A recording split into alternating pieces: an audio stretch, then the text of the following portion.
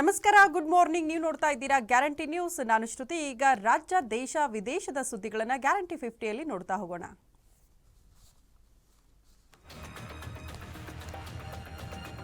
Iran Israel ಸಂಘರ್ಷ ತೀವ್ರವಾಗಿರುವ ಹಿನ್ನೆಲೆಯಲ್ಲಿ ಇರಾನ್ನಲ್ಲಿರುವ ಭಾರತೀಯ ವಿದ್ಯಾರ್ಥಿಗಳನ್ನು ಮರಳಿ ಸ್ವದೇಶಕ್ಕೆ ಕರೆತರುವ ಕೆಲಸವನ್ನ ಭಾರತ ಆರಂಭಿಸಿದೆ. ಈ ಕಾರ್ಯಾಚರಣೆಗೆ ಆಪರೇಷನ್ ಸಿಂಧು ಅಂತ ಹೆಸರಿಟ್ಟಿದ್ದು, ಇರಾನ್ನ ಉರ್ಮೇನಿಯಾ ವೈದ್ಯಕೀಯ ವಿವಿಯಲ್ಲಿ ಓದುತ್ತಿದ್ದ 110 ಭಾರತೀಯ ವಿದ್ಯಾರ್ಥಿಗಳನ್ನು ಹೊತ್ತ ಮೊದಲ ವಿಮಾನ ಬುಧವಾರ ತಡರಾತ್ರಿ ದೆಹಲಿಗೆ ಬಂದಿಳಿದಿದೆ.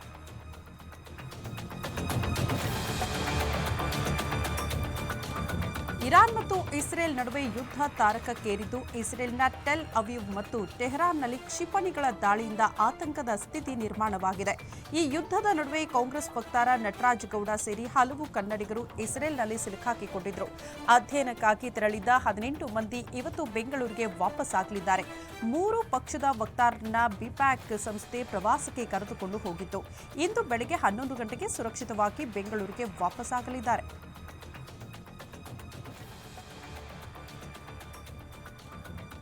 ಚಿಕ್ಕಬಳ್ಳಾಪುರ ಜಿಲ್ಲೆಯ ಪ್ರಸಿದ್ಧ ನಂದಿ ಬೆಟ್ಟದಲ್ಲಿ ಜೂನ್ 19ರಂದು ಮಧ್ಯಾಹ್ನ 12 ಗಂಟೆಗೆ ನಡೆಯಬೇಕಾಗಿದ್ದ ಸಿಎಂ ಸಿದ್ದರಾಮಯ್ಯ ನೇತೃತ್ವದ ಸಚಿವ ಸಂಪುಟ ಸಭೆಯನ್ನ ಬೆಂಗಳೂರಿನ ವಿಧಾನಸೌಧಕ್ಕೆ ಸ್ಥಳಾಂತರಿಸಲಾಗಿದೆ. ಅಭಿವೃದ್ಧಿ ವಿಚಾರದಲ್ಲಿ ಘೋಷಣೆ ಸೇರಿದಂತೆ ಕೆಲವು ನಿರ್ಧಾರಗಳು ಇನ್ನೂ ಕಾರ್ಯಗತಗೊಳ್ಳದ ಹಿನ್ನೆಲೆ ಕ್ಯಾಬಿನೆಟ್ ಸಭೆಯನ್ನ ಸ್ಥಳಾಂತರಿಸಲು ಸರ್ಕಾರ ನಿರ್ಧಾರ ಮಾಡಿದೆ. ಆದರೆ ಶೀಘ್ರದಲ್ಲೇ ನಂದಿ ಹಿಲ್ಸ್ನಲ್ಲಿ ಸಚಿವ ಸಂಪುಟ ಸಭೆಗೆ ಮರು ದಿನಾಂಕ ನಿಗದಿಪಡಿಸಲಾಗುವುದು ಅಂತ ಅಧಿಕೃತ ಮೂಲಗಳು ಹೇಳಿವೆ. ಬಿಎಂಆರ್ಸಿಎಲ್ ಮತ್ತೊಮ್ಮೆ ಸಾರ್ವಜನಿಕರ ಟೀಕೆಗೆ ಗುರಿಯಾಗಿದೆ. ಮೆಟ್ರೋ ನಿಲ್ದಾಣಗಳಲ್ಲಿ ಗುಜರಾತ್ ಮೂಲದ ಜನಪ್ರಿಯ ಡೈರಿ ಕಂಪನಿ ಅಮೂಲ್ ಮಳಿಗೆ ತೆರೆಯುವುದಕ್ಕೆ ಬಿಎಂಆರ್ಸಿಎಲ್ ಒಪ್ಪಂದ ಮಾಡಿಕೊಂಡಿದೆ. ನಗರದ 10 ಮೆಟ್ರೋ ನಿಲ್ದಾಣಗಳಲ್ಲಿ ಅಮೂಲ್ ಕಿಯೋಸ್ಕ್ ಮಳಿಗೆ ತೆರೆಯುವುದಕ್ಕೆ ಒಪ್ಪಂದ ನಡೆದಿದೆ. ಪಟ್ಟಂದೂರು ಅಗ್ರಹಾರ ಮೆಟ್ರೋ ನಿಲ್ದಾಣ, ಇಂದಿರಾನಗರ, ಟ್ರಿನಿಟಿ, ಜಯನಗರ ಸೇರಿ 10 ಮೆಟ್ರೋ ನಿಲ್ದಾಣಗಳಲ್ಲಿ ಅಮೂಲ್ ಮಳಿಗೆಗಳು ತೆರೆಯಲಾಗಿದ್ದು, ಬಿಎಂಆರ್ಸಿಎಲ್ನ ಈ ನಡೆಗೆ ಕನ್ನಡಿಗರು ಆಕ್ರೋಶ ವ್ಯಕ್ತಪಡಿಸಿದ್ದಾರೆ.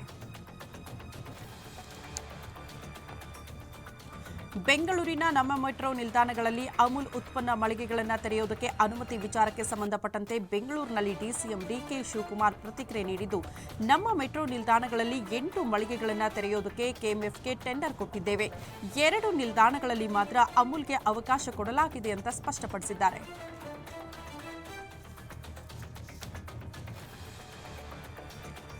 ನಮ್ಮ ಮೆಟ್ರೋ ಸ್ಟೇಷನ್ಗಳಲ್ಲಿ ಅಮೂಲ್ ಉತ್ಪನ್ನ ವಿಚಾರವಾಗಿ ಪ್ರತಿಕ್ರಿಯೆ ಕೊಟ್ಟಿರುವಂತಹ ಎಂಎಲ್ಸಿ ಸಿಟಿ ರವಿ, ನಂದಿನಿ ಮತ್ತು ಅಮೂಲ್ 2 ರೈತರ ಸಂಸ್ಥೆಗಳು, ಒಂದು ರಾಜ್ಯದ ಸಂಸ್ಥೆ, ಮತ್ತೊಂದು ದೇಶದ ಸಂಸ್ಥೆ ಅಂತ ಹೇಳಿದ್ದಾರೆ. ಈ ಕುರಿತು ನಾನು ರಾಜಕೀಯ ಮಾಡಲ್ಲ, 2 ಸಂಸ್ಥೆಗಳ ನಡುವೆ ಆರೋಗ್ಯಕರ ಸ್ಪರ್ಧೆ ಇರಬೇಕು ಅಂತ ಬಯಸ್ತೀನಿ ಅಂತ ಹೇಳಿದ್ದಾರೆ.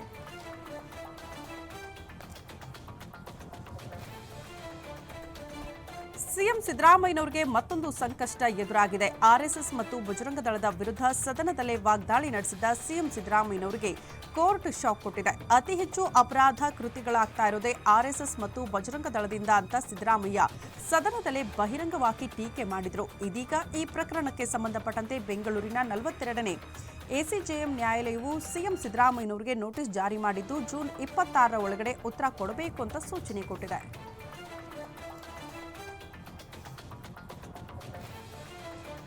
ಬಿಎಸ್ ಯಡಿಯೂರಪ್ಪನವರು ನಮಗೆ ಹಿರಿಯಣ್ಣ ಇದ್ದ ಹಾಗೆ.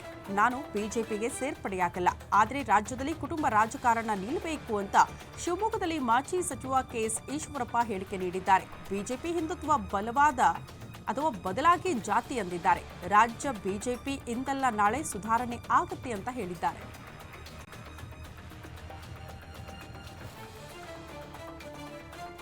ಕನ್ನಡದ ಬಿಗ್ ಬಾಸ್ ಸೀಸನ್ 11ರ ಸ್ಪರ್ಧಿ ಗೋಲ್ಡ್ ಸುರೇಶ್ ವಿರುದ್ಧ ಲಕ್ಷ ವಂಚನೆಯ ಆರೋಪ ಕೇಳಿಬಂದಿದೆ. ಕೇಬಲ್ ಚಾನೆಲ್ ಸೆಟಪ್ ಮಾಡಿಕೊಡೋದಾಗಿ ಹೇಳಿ ವಂಚನೆ ಮಾಡಿದ್ದಾರೆ ಅಂತ ರಾಯಚೂರು ಜಿಲ್ಲೆ ಮಾನ್ವಿ ಪಟ್ಟಣದ ಮೈನುದ್ದೀನ್ ಎಂಬುವರು ಗಂಭೀರ ಆರೋಪ ಮಾಡಿದ್ದಾರೆ. ಇನ್ನು ಮೈನುದ್ದೀನ್ ಆರೋಪ ತಳ್ಳಹಾಕಿರುವ ಗೋಲ್ಡ್ ಸುರೇಶ್ 2017ರಲ್ಲೇ ಕೇಬಲ್ ಚಾನೆಲ್ ಮಾಡಿಕೊಟ್ಟಿದ್ದೀವಿ, ಈಗ್ಯಾಕೆ ಆರೋಪ ಮಾಡ್ತಿದ್ದಾರೆ ಗೊತ್ತಿಲ್ಲ, ಸುಮ್ಮನೆ ಆರೋಪ ಮಾಡ್ತಾ ಇರೋದ್ರಿಂದ ನಾನು ಕಾನೂನು ಮೊರೆ ಹೋಗ್ತೀನಿ, ಹೋರಾಟ ಮಾಡ್ತೀನಿ ಅಂತ ಸುರೇಶ್ ಪ್ರತಿಕ್ರಿಯೆ ನೀಡಿದ್ದಾರೆ.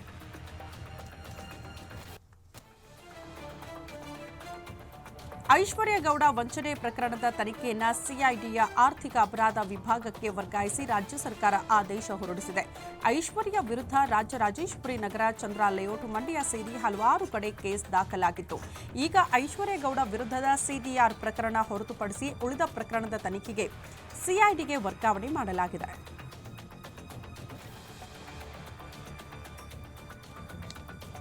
ನಟಿ ರನ್ಯಾ ರಾವ್ ಗೋಲ್ಡ್ ಸ್ಮಗ್ಲಿಂಗ್ ಪ್ರಕರಣಕ್ಕೆ ಸಂಬಂಧಪಟ್ಟಂತೆ ಹೈಕೋರ್ಟ್ ಅರ್ಜಿ ವಿಚಾರಣೆ ನಡೆಸಿದ್ದು, ಜುಲೈ ಮೊದಲ ವಾರಕ್ಕೆ ವಿಚಾರಣೆ ಮುಂದೂಡಿದೆ.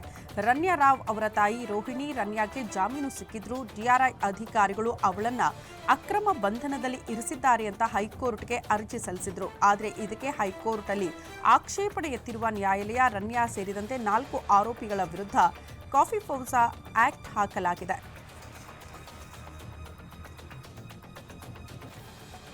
ಹುಡುಗಿ ವಿಚಾರಕ್ಕೆ ಯುವಕರ ಗುಂಪೊಂದು ಇಬ್ಬರು ಯುವಕರ ಮೇಲೆ ಹಲ್ಲೆ ಮಾಡಿದೆ. ಧಾರವಾಡ ಜಿಲ್ಲೆಯ ವ್ಯಾಪ್ತಿಯಲ್ಲಿ ಈ ಘಟನೆ ನಡೆದಿದೆ. ನನ್ನ ಹುಡುಗಿಗೆ ಕಾಲ್ ಮಾಡ್ತೀಯಾ ಅಂತ ಓರ್ವ ಯುವಕನಿಗೆ ಥಳಿಸಿದ್ದಾನೆ. ಇಬ್ಬರು ಯುವಕರ ಮೇಲೆ 4-5 ಯುವಕರು ಸಿನಿಮೀಯ ರೀತಿಯಲ್ಲಿ ಹಲ್ಲೆ ಮಾಡಿದ್ದಾರೆ. ಹಲ್ಲೆಯ ವಿಡಿಯೋ ಸೋಷಿಯಲ್ ಮೀಡಿಯಾದಲ್ಲಿ ವೈರಲ್ ಆಗಿದೆ.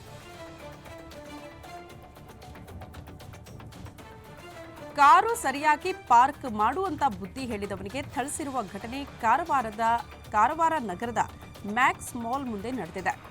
ಶಿರಸಿ ಮೂಲದ ಗ್ರಾಹಕರು ಬಟ್ಟೆ ಖರೀದಿಗೆ ಅಂತ ಬಂದಿದ್ರು. ಈ ವೇಳೆ ಬಂದವರು ಮಾಲ್ ಗೇಟ್ ಮುಂಭಾಗ ಕಾರು ಪಾರ್ಕ್ ಮಾಡಿದ್ದಾರೆ.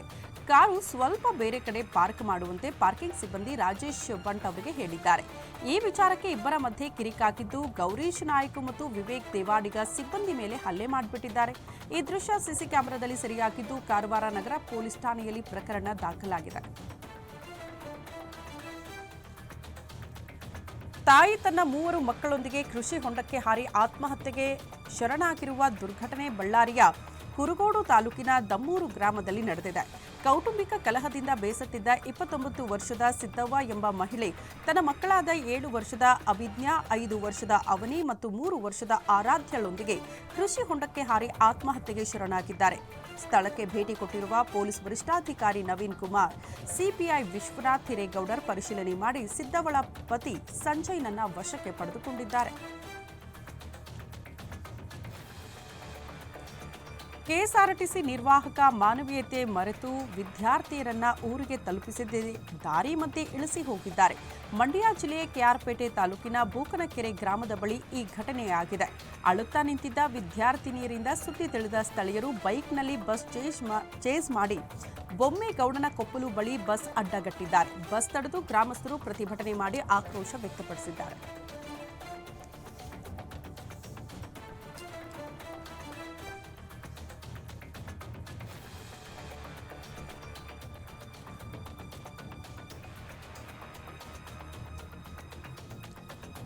ಥಗ್ ಲೈಫ್ ಸಿನಿಮಾ ಬಿಡುಗಡೆಗೆ ಸುಪ್ರೀಂ ಕೋರ್ಟ್ ಅನುಮತಿ ಬೆನ್ನಲ್ಲೇ ಕನ್ನಡ ಪರ ಹೋರಾಟಗಾರರಿಗೆ ಪೊಲೀಸರು ನೋಟಿಸ್ ಕೊಟ್ಟಿದ್ದಾರೆ. ಸ್ವಾಭಿಮಾನಿ ಕನ್ನಡಿಗರು ಸಿನಿಮಾ ಬಹಿಷ್ಕಾರ ಮಾಡುವಂತೆ ಕನ್ನಡ ಪರ ಹೋರಾಟಗಾರರು ಕರೆ ಕೊಟ್ಟಿದ್ರು. ಈ ಹಿನ್ನೆಲೆ ಕನ್ನಡ ಪರ ಹೋರಾಟಗಾರರಿಗೆ ಪೊಲೀಸರು ನೋಟಿಸ್ ಕೊಟ್ಟಿದ್ದಾರೆ. ಥಗ್ ಲೈಫ್ ಸಿನಿಮಾ ವಿರುದ್ಧ ಫ್ರೀಡಂ ಪಾರ್ಕ್ ಹೊರತುಪಡಿಸಿ ಬೇರೆಲ್ಲೂ ಪ್ರತಿಭಟನೆ ಮಾಡದಂತೆ ಎಚ್ಚರಿಕೆ ಕೊಟ್ಟಿದ್ದಾರೆ.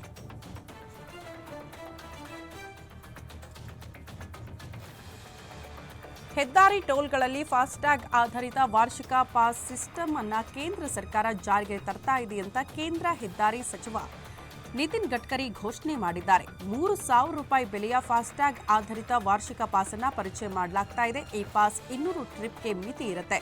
ಕಮರ್ಷಿಯಲ್ ಅಲ್ಲದ ಕಾರ್, ಜೀಪ್, ವ್ಯಾನ್ ಇತ್ಯಾದಿ ಖಾಸಗಿ ವಾಹನಗಳಿಗೆ ಮಾತ್ರ ಇದು ಅನ್ವಯ ಆಗಲಿದ್ದು 2025 ಆಗಸ್ಟ್ 15ರಿಂದ ಈ ಫಾಸ್ಟ್ಯಾಗ್ ಪಾಸ್ ವಿತರಣೆ ನಡೆಯಲಿದೆ.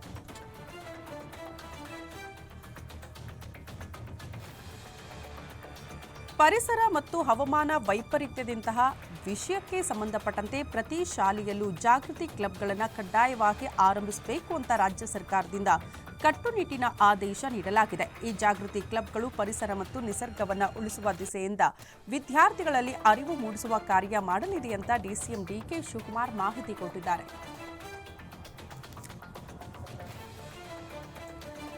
ನಿಧಿ ಆಸೆಗಾಗಿ ದೇವಸ್ಥಾನ ಆವರಣ ಭೂಮಿ ಅಗೆದು ದುಷ್ಕರ್ಮಿಗಳು ಪರಾರಿಯಾಗಿಬಿಟ್ಟಿದ್ದಾರೆ. ಯಾದಗಿರಿ ಜಿಲ್ಲೆ ವಡಗೇರ ತಾಲೂಕಿನ ತುಮಕೂರು ಗ್ರಾಮದ ಹೊರವಲಯದಲ್ಲಿ ಈ ಘಟನೆ ನಡೆದಿದೆ.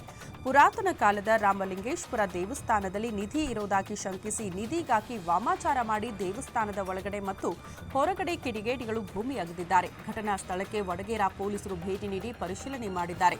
ನಿಧಿಗಳ್ಳರನ್ನ ಬಂಧಿಸುವಂತೆ ಗ್ರಾಮಸ್ಥರು ಒತ್ತಾಯಿಸಿದ್ದಾರೆ.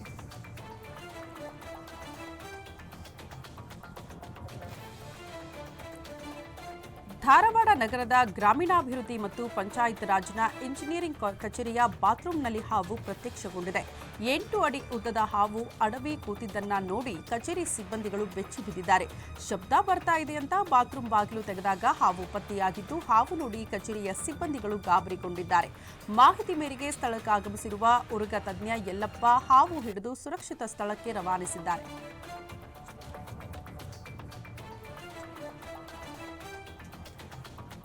ಆಹಾರ ಅರಸಿ ಕಾಡಾನೆಯೊಂದು ಅಂಗಡಿಗೆ ನುಗ್ಗಿರುವ ಘಟನೆ ಮೈಸೂರು ಕೇರಳ ಹೆದ್ದಾರಿಯ ದೇವರಪುರದಲ್ಲಿ ನಡೆದಿದೆ. Coorg spices and home needs ಅಂಗಡಿಗೆ ನುಗ್ಗಿದ್ದು, ಅಂಗಡಿ ಹೊದಿಕೆ ತಳ್ಳಿ ಅಲ್ಲಿರೋ ತರಕಾರಿ, ಮಾವಿನ ಹಣ್ಣು ತಿಂದು ಅಂಗಡಿಯ ವಸ್ತುಗಳನ್ನು ಕಾಡಾನೆ ಚೆಲ್ಲಾಪಿಲ್ಲಿ ಮಾಡಿ ತಳ್ಳಿ ಹಾಕಿದೆ. ಇನ್ನು ಕಳೆದೆರಡು ದಿನಗಳಿಂದ ಅಂಗಡಿ ಸಮೀಪವೇ ಸುಳಿದಾಡ್ತಾ ಇದ್ದು, ಅಂಗಡಿಯ ಮೇಲೆ ದಾಳಿ ಮಾಡೋ ದೃಶ್ಯ ಸದ್ಯ ಸಿಸಿ ಕ್ಯಾಮೆರಾದಲ್ಲಿ ಸೆರೆಯಾಗಿದೆ.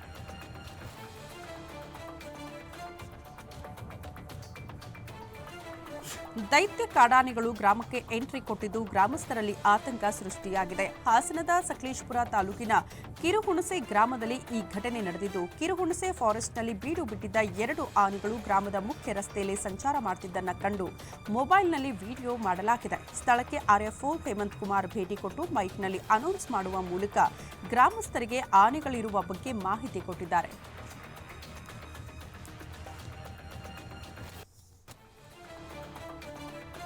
ಅಹಮದಾಬಾದ್ ಏರ್ ಇಂಡಿಯಾ ವಿಮಾನ ದುರಂತದಲ್ಲಿ ಮೃತಪಟ್ಟವರಲ್ಲಿ ಇದುವರೆಗೂ 202 ಮಂದಿಯನ್ನ ಡಿಎನ್ಎ ಪರೀಕ್ಷೆಗಳ ಮೂಲಕ ಗುರುತಿಸಲಾಗಿದೆ ಅಂತ ಅಧಿಕಾರಿಗಳು ತಿಳಿಸಿದ್ದಾರೆ. 157 ಮೃತದೇಹಗಳನ್ನು ಅವರ ಕುಟುಂಬದ ಸದಸ್ಯರಿಗೆ ಹಸ್ತಾಂತರ ಮಾಡಲಾಗಿದ್ದು, 2 ವಿದೇಶಿಯರು ಮತ್ತು 11 ಮಂದಿ ಇತರ ರಾಜ್ಯಗಳಿಗೆ ಸೇರಿದವರು ಇದ್ದಾರೆ ಅಂತ ವರದಿಯಾಗಿದೆ.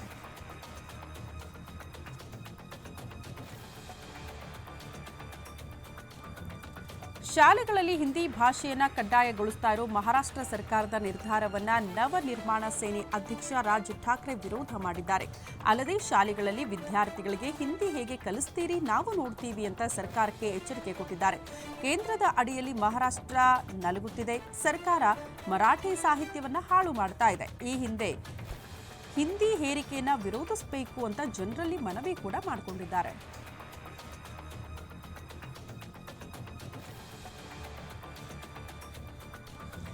ಮಹಾರಾಷ್ಟ್ರದ ಪುಣೆ ಬಳಿ ಭೀಕರ ಅಪಘಾತ ಸಂಭವಿಸಿದೆ. ನಿಂತಿದ್ದ ಪಿಕಪ್ ವಾಹನಕ್ಕೆ ಕಾರೊಂದು ಡಿಕ್ಕಿ ಹೊಡೆದ ಪರಿಣಾಮ 8 ಮಂದಿ ಮೃತಪಟ್ಟಿದ್ದಾರೆ.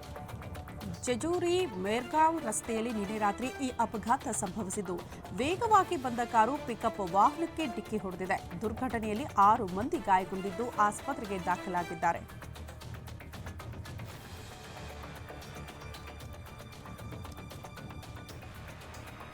ಮದುವೆಯಾಗಿ ಮಕ್ಕಳಿರುವ ಮಹಿಳೆಯರು ಪ್ರಿಯಕರನೊಂದಿಗೆ ಓಡಿ ಹೋಗುವ ಪ್ರಕರಣ ಕೂಡ ಹೆಚ್ಚಾಗ್ತಾ ಇದೆ. ಇದಕ್ಕೆ ಉದಾಹರಣೆಯಾಗಿ ಈ ಘಟನೆ ಸಾಕ್ಷಿಯಾಗಿದೆ. ಆದರೆ ಇಲ್ಲೊಂದು ಟ್ವಿಸ್ಟ್ ಕೂಡ ಇದೆ. ಪ್ರಿಯಕರನೊಂದಿಗೆ ಸಂಬಂಧ ಮುಂದುವರೆಸಿದ್ದ ಪತ್ನಿಯ ವರ್ತನೆಯಿಂದ ಬೇಸತ್ತ ಪತಿ ಆಕೆಯನ್ನ ಪ್ರಿಯಕರನಿಗೆ ಕೊಟ್ಟು ಮದುವೆ ಮಾಡಿಸಿದ್ದಾನೆ. ಉತ್ತರ ಪ್ರದೇಶದಲ್ಲಿ ಈ ವಿಚಿತ್ರ ಘಟನೆಯಾಗಿದೆ. ಸದ್ಯ ದೇಶದಾದ್ಯಂತ ಈ ವಿಚಾರ ಚರ್ಚೆಗೆ ಗ್ರಾಸವಾಗಿದ್ದು ಜನ ಆಶ್ಚರ್ಯಗೊಂಡಿದ್ದಾರೆ.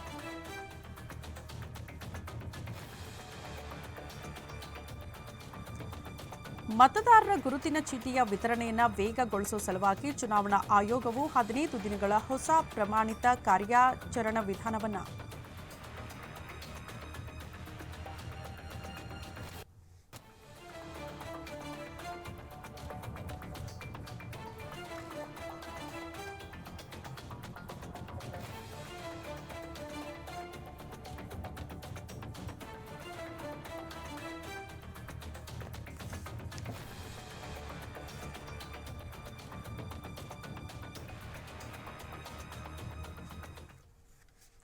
ಉಳಿದ ಸುದ್ದಿಗಳು ಬ್ರೇಕ್ ಆದ್ಮೇಲೆ